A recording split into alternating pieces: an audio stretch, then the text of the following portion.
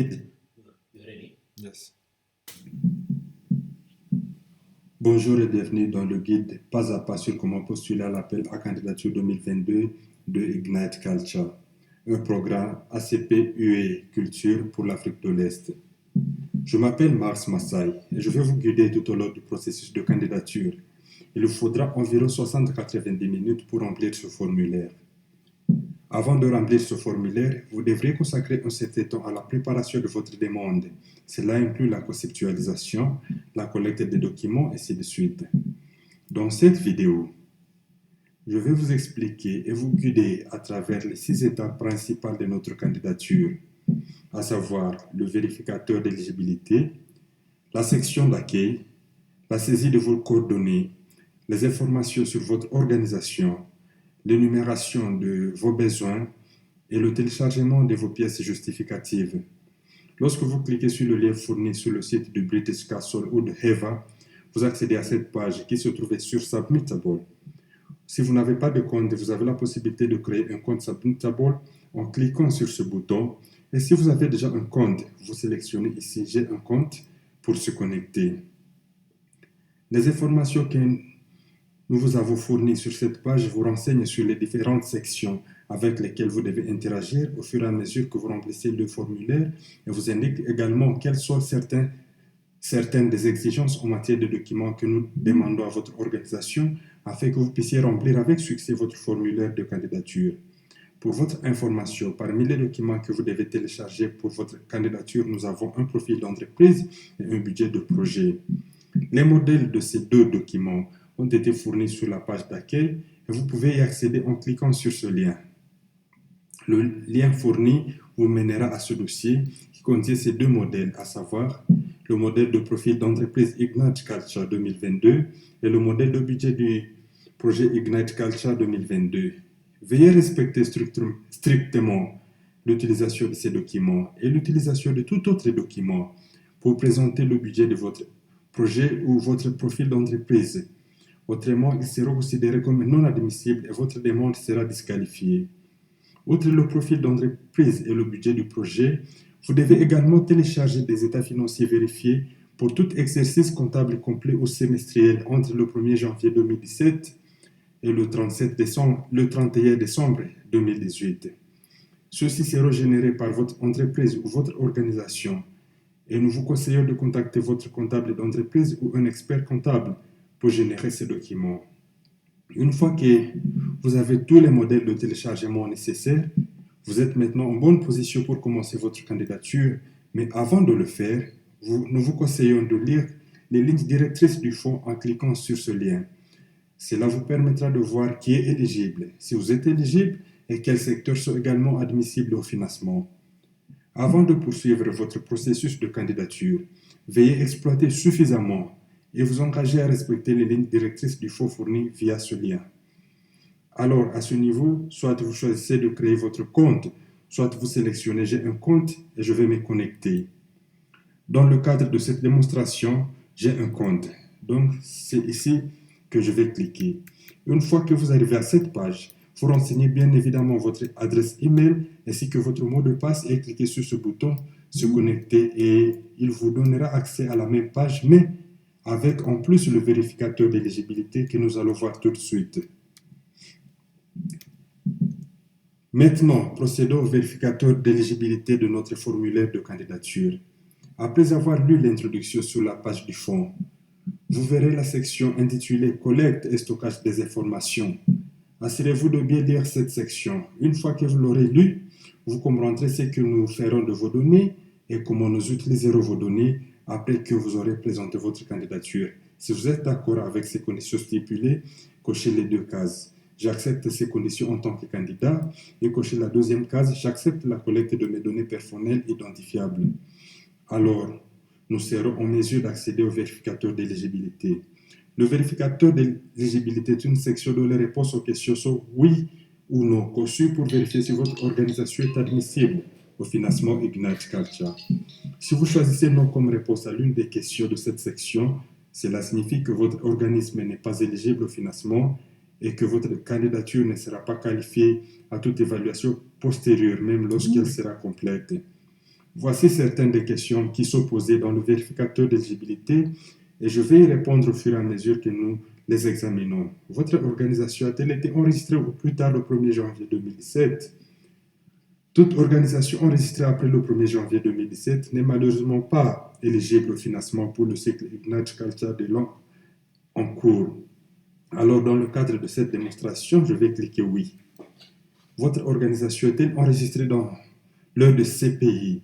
Les pays énumérés ci-dessous sont le Burundi, les Comores, Djibouti, l'Érythrée, le Kenya, Madagascar, Maurice, l'Ouganda, le Rwanda, les Seychelles, la Somalie, le Soudan et la Tanzanie.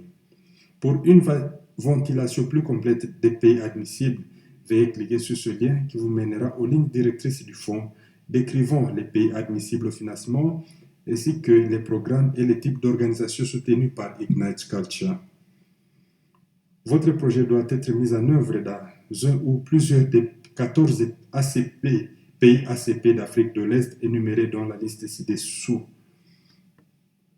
Pour accéder à notre liste d'exclusion et voir les activités non éligibles au financement, cliquez sur ce lien ici et vous serez redirigé vers notre liste d'exclusion. Donc, au fin de cette démonstration, je suppose que j'ai lu la liste d'exclusion fournie. Les activités principales de votre organisation relèvent-elles des secteurs culturels et créatifs? Ma réponse est oui. Pour une meilleure compréhension de notre définition des secteurs culturels et créatifs, veuillez consulter la liste fournie dans la description de la question ci-dessous. Si ce n'est pas le cas, encore une fois, nous vous demandons de vous référer aux lignes directrices du fonds fournies via ce lien afin que vous puissiez vous familiariser avec les secteurs qui sont éligibles au financement dans le cadre de ce mécanisme de subvention. Votre organisation a-t-elle géré un projet représentant au moins 50% du montant du financement que vous souhaitez demander? Au fait de cette démonstration, la réponse est oui. Avez-vous des états financiers vérifiés pour toute période semestrielle ou annuelle entre le 1er janvier 2017 et le 31 décembre 2018? Oui. Enfin, avez-vous visionné notre vidéo apportant des explications concernant la présentation de la demande et utilisé les autres supports fournis à ces fins?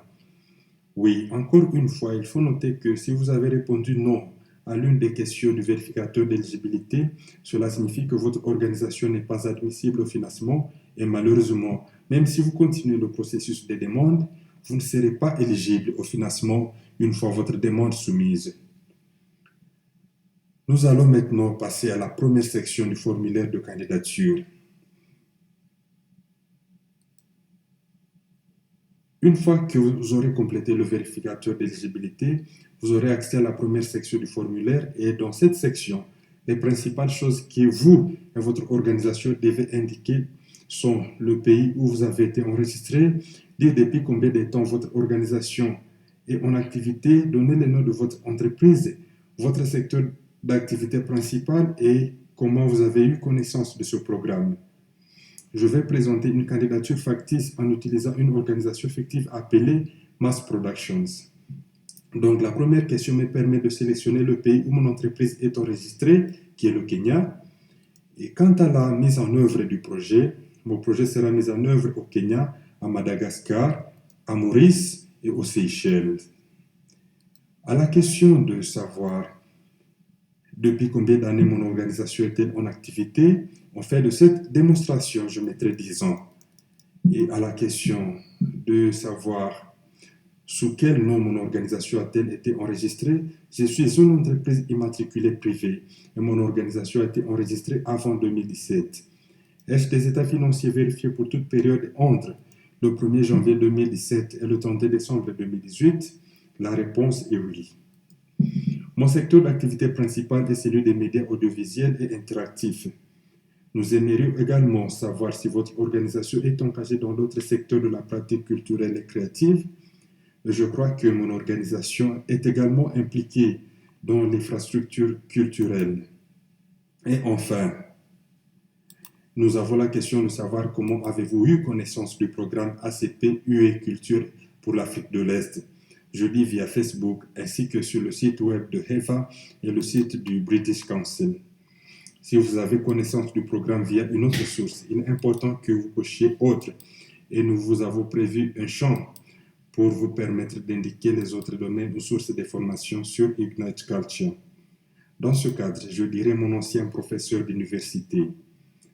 Alors, si dans cette section, vous avez répondu aux questions sur où vous avez été enregistré, depuis combien de temps vous êtes en activité, sous quel nom votre entreprise est-elle enregistrée, quel est votre principal secteur d'activité et comment vous avez eu connaissance du programme, alors vous avez rempli avec succès la première section et nous pouvons passer à la section suivante du formulaire de candidature qui renseigne vos coordonnées. La section coordonnées vise à saisir les coordonnées de votre organisation. Je vais vous demander quel est le nom de votre organisation, quelle est votre adresse physique, qui est la principale personne à contacter de votre organisation.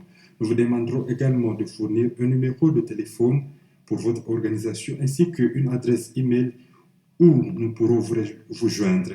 Nous vous demanderons également si vous disposez d'un site web et si vous cliquez sur oui, nous vous demanderons de le renseigner ici.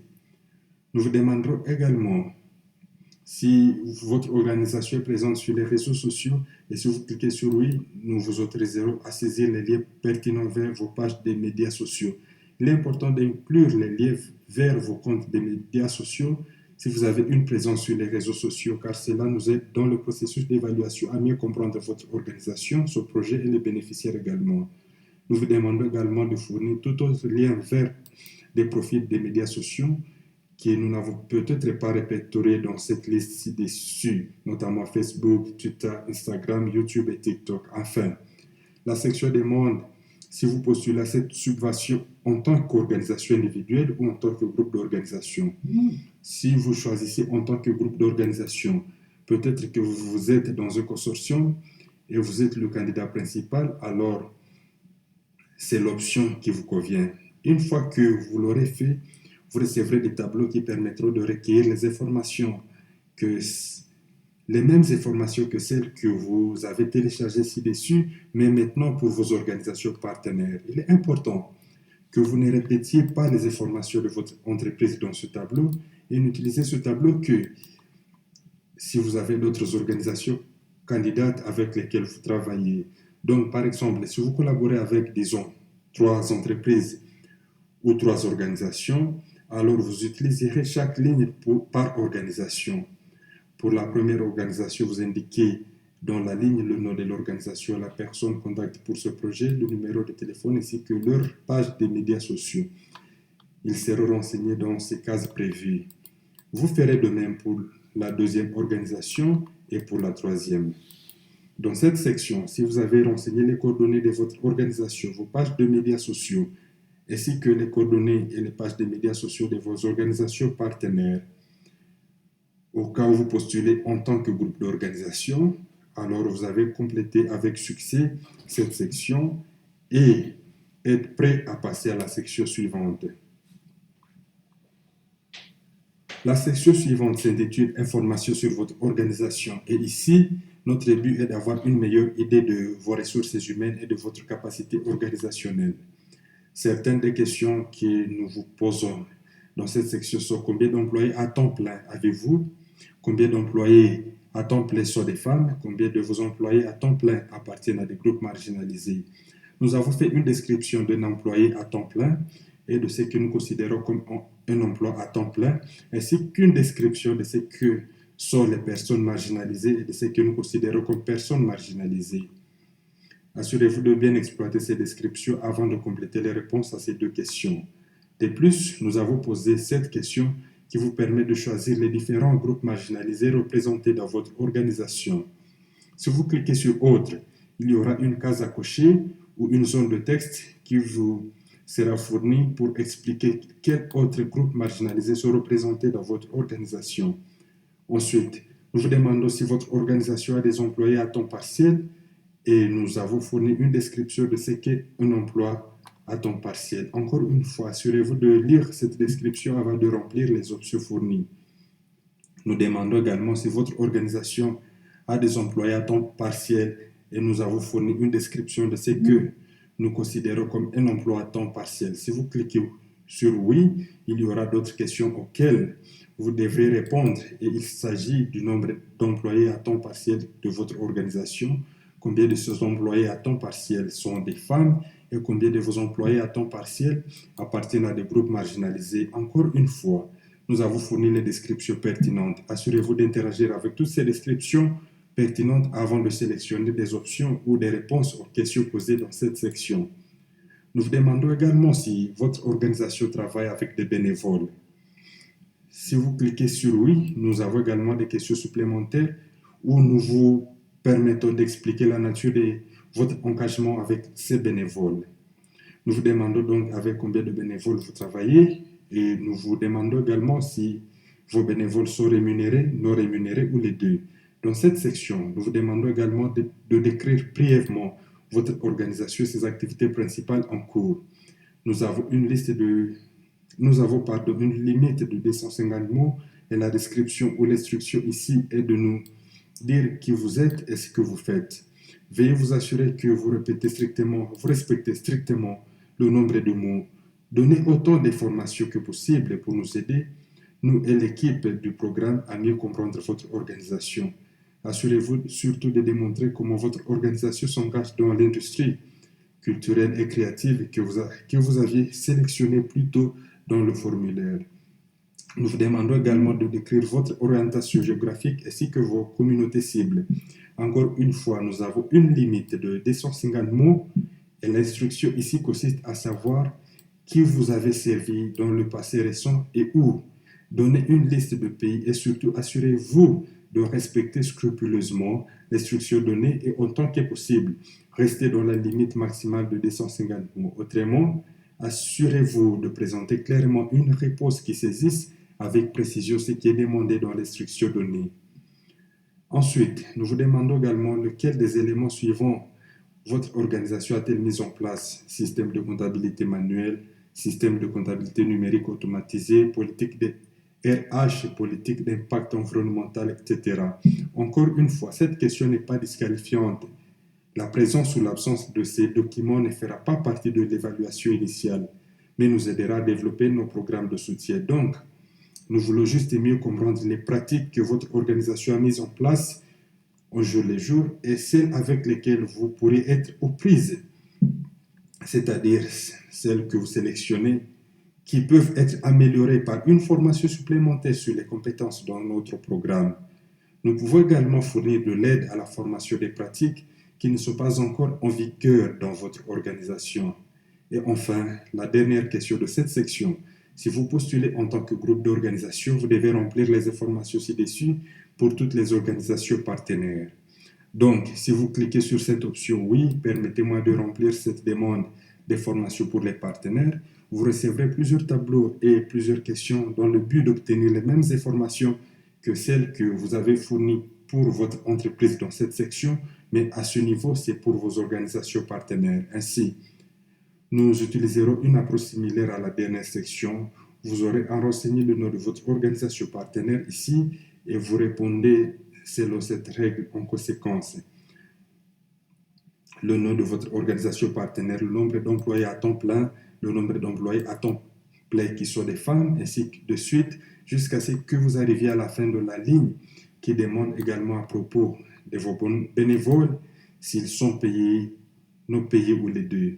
Dans le cas de cette question ici, si l'une de vos organisations partenaires a payé des bénévoles, alors vous écrirez payer. Disons que vous allez à la deuxième ligne et vous remplissez les informations pour votre deuxième organisation partenaire. Et si elle travaille avec les bénévoles, mais ces bénévoles ne sont pas rémunérés, vous renseignez la réponse appropriée. À ce stade, il est important pour moi de mentionner que ce formulaire donne la possibilité de travailler avec des collaborateurs. Donc, si vous avez présenté une demande pour ce cycle de financement en tant que groupe d'organisation, vous pouvez donner accès à ce formulaire à vos organisations partenaires afin que, par elles-mêmes, elles renseignent ces informations avec précision. Deuxièmement, nous vous demandons de remplir ce tableau d'informations organisationnelles pour toutes les organisations partenaires de votre consortium. Et celui-ci pose la même question sur l'organisation sur la capacité de l'organisation. Donc, vous allez renseigner le nom de votre organisation partenaire et c'est une série de questions dont les réponses sont oui ou non. Le, la première étant, pour cette organisation partenaire, avez-vous un système de comptabilité manuel? Si la réponse est oui, veuillez saisir oui. Deuxième question, avez-vous un système de comptabilité numérique automatisé? Si la réponse est non, veuillez saisir la réponse appropriée et ainsi de suite. Encore une fois, faites-le pour toutes les organisations partenaires qui font partie de votre consortium.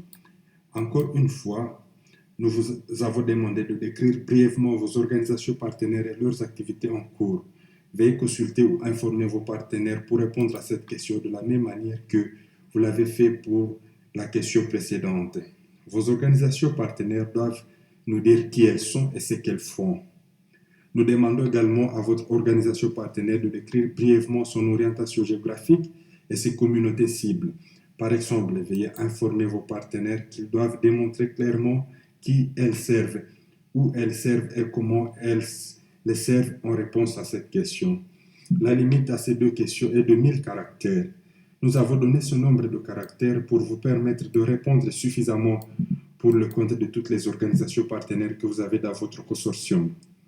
Donc, par exemple, si vous avez 4 organisations partenaires avec lesquelles vous travaillez, alors ici, vous répondez à cette question, organisation partenaire. Par exemple, vous tapez le nom de votre première organisation partenaire, puis un point-virgule et une réponse à cette question. Ensuite, après avoir tapé le nom de votre organisation partenaire, point-virgule ou deux points, puis une réponse complète à la question, et troisième, et ainsi de suite, jusqu'à épuiser la liste de toutes vos organisations partenaires. Dans cette section, si vous avez clairement démontré votre capacité RH et organisationnelle, c'est-à-dire si vous avez clairement démontré et répondu aux questions qui vous demandent de décrire votre capacité d'emploi en tant qu'organisation et vous demande également d'énumérer toutes les lacunes dans votre organisation. Et si vous avez fait de même pour vos organisations partenaires dans le cas où vous postulez en tant que groupe d'organisation, alors vous avez terminé la section et vous êtes en mesure de passer à la section suivante, qui est la section de demande de financement. Dans la section demande de financement, nous cherchons à recueillir plus d'informations sur vos besoins, c'est-à-dire la demande de financement et les informations sur le projet. Ici, nous allons vous demander quel est le montant de financement que vous demandez et vous pouvez renseigner, ou plutôt, vous pouvez saisir ce montant et assurez-vous de renseigner le montant en euros. Donc, l'instruction pour cette section est de renseigner le montant total que vous demandez en euros. Si vous travaillez dans votre devise locale, nous avons fourni un lien ici qui vous permet de convertir vos totaux en euros. Enfin, nous indiquons également dans cette description quels sont les différents paliers de financement prévus pour ce fonds de subvention. Le premier niveau vous permet de demander un montant fixe allant jusqu'à 30 000 euros. Le niveau 2 vous permet de demander tout montant compris entre 30 000 et 1 euro et 90 000 euros. Le niveau 3 permet de demander tout montant compris entre 90 000 et 1 euro et 180 000 euros. Si vous souhaitez en savoir plus sur les 3 paliers, qui est éligible et qu'est-ce qui est pris en compte pour chaque palier, cliquez sur ce lien et vous serez redirigé vers une page avec plus d'informations sur les niveaux énumérés ci-dessus. Nous vous demandons également quels sont vos revenus cumulés au cours des 3 dernières années. Encore une fois, nous vous demandons de saisir le chiffre en euros. Cette question est spécifique à l'organisation candidate principale. Donc, si vous postulez en tant que consortium, ne saisissez pas les revenus cumulés de tous les partenaires du consortium. Renseignez uniquement les revenus cumulés de l'organisation candidate principale. Il faut noter ici que les instructions sont décrites ci-dessous. Veuillez remplir votre réponse en euros et si vous travaillez dans votre monnaie locale, nous avons fourni un lien ici qui vous permet de convertir votre monnaie locale en euros. Nous vous demandons également quelles ont été vos dépenses dans les industries culturelles et créatives au cours des 3 dernières années. Encore une fois, renseignez votre chiffre en euros. Cette réponse ne concerne que l'organisation candidate principale. Si vous postulez en tant que consortium, ne renseignez pas le total des dépenses du consortium. Répondez uniquement par rapport à votre organisation candidate principale. Nous vous demandons également si vous et vos partenaires du projet apporterez une contribution financière au projet, au budget du projet. Si vous cliquez sur oui, il y a une question de suivi qui demande quel pourcentage du budget du projet vous et vos partenaires allez supporter dans le budget. Veuillez noter qu'une contribution au budget n'a aucune incidence sur l'admissibilité de votre demande. Nous avons également demandé si votre projet bénéficiera de financements provenant d'autres sources. Si vous cliquez sur oui, il y a une question de suivi où nous demandons quel pourcentage de votre budget de projet est couvert par le cofinancement. Nous vous demandons également quel est le titre du projet pour lequel vous cherchez du financement. Vous pouvez écrire la réponse dans la zone de texte fournie. Nous vous demandons quel est l'objectif principal de votre projet proposé. Pour plus d'informations sur les 4 domaines d'intérêt du projet, nous avons fourni un lien auquel vous pouvez accéder ici et il donnera une ventilation plus approfondie et complète des 4 principaux domaines d'intérêt définis comme options pour cette réponse.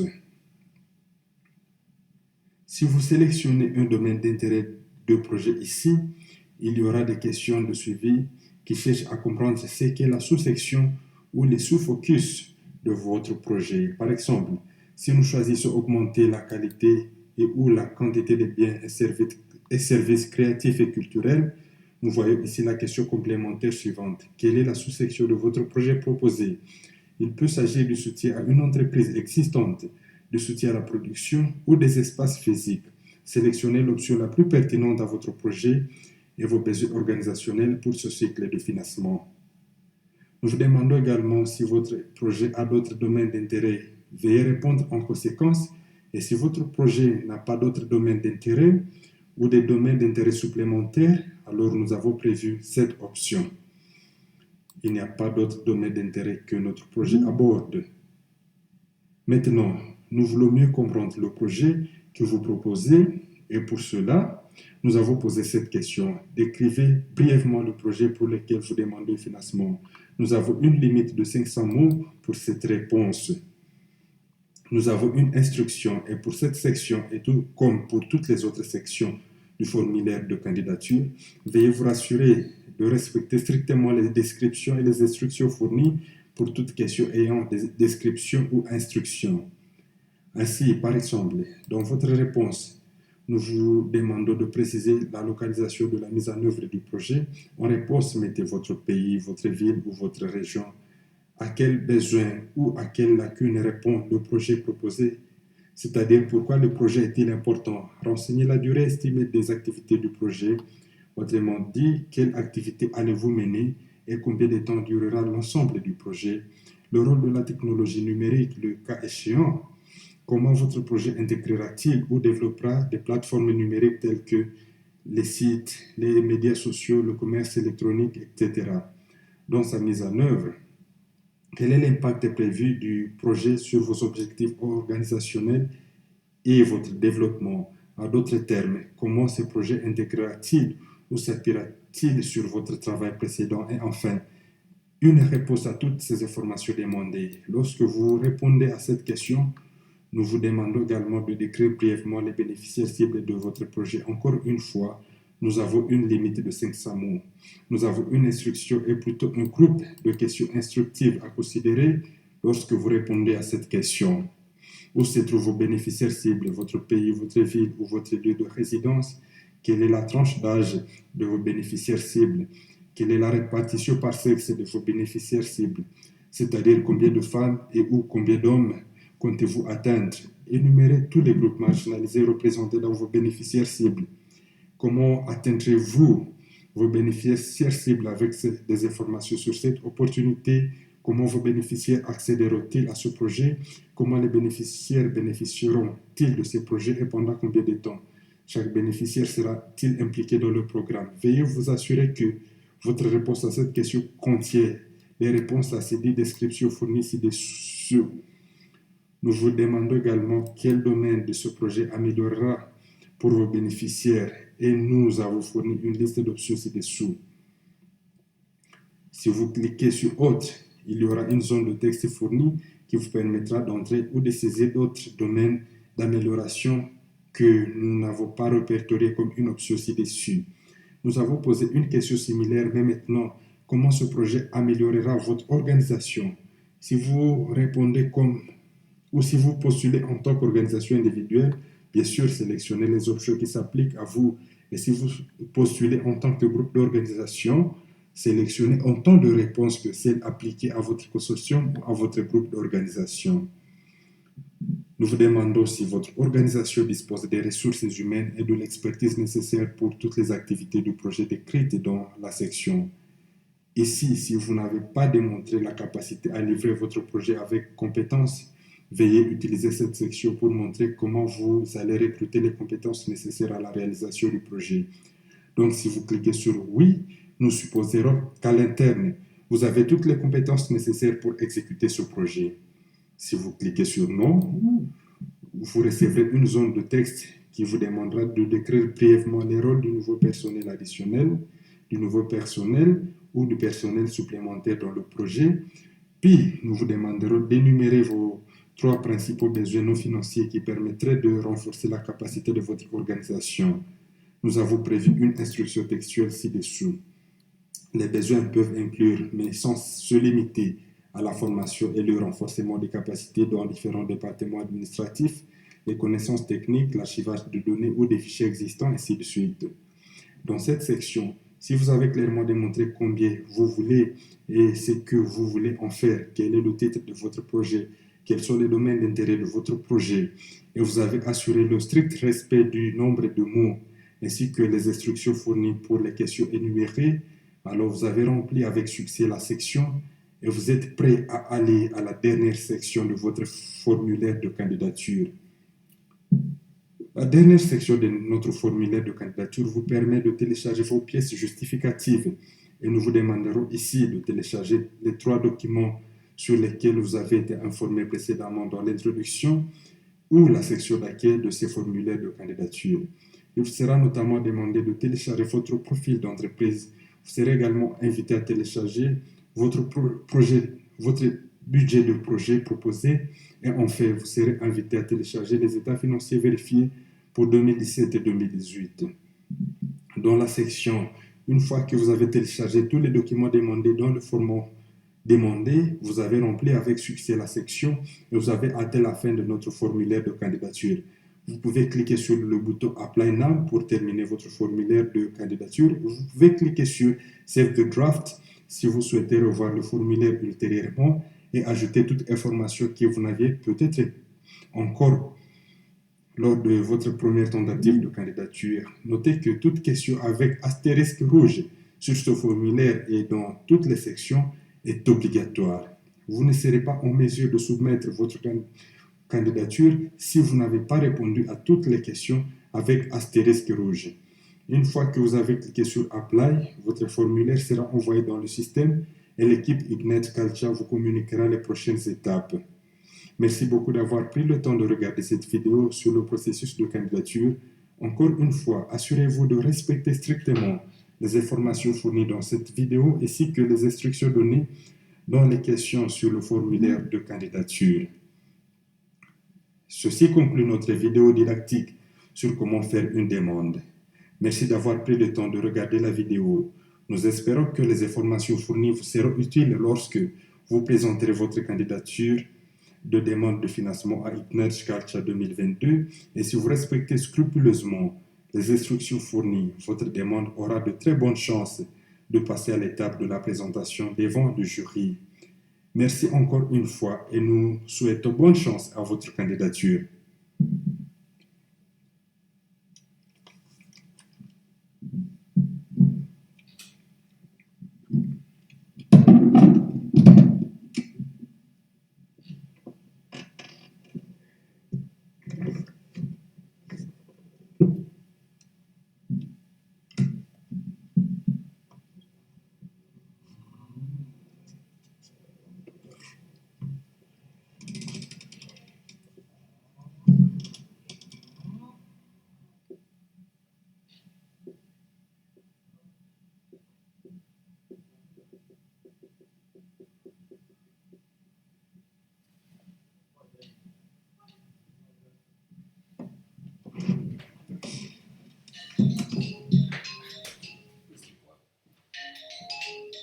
you okay? Everything is okay? Yeah, I think everything is okay.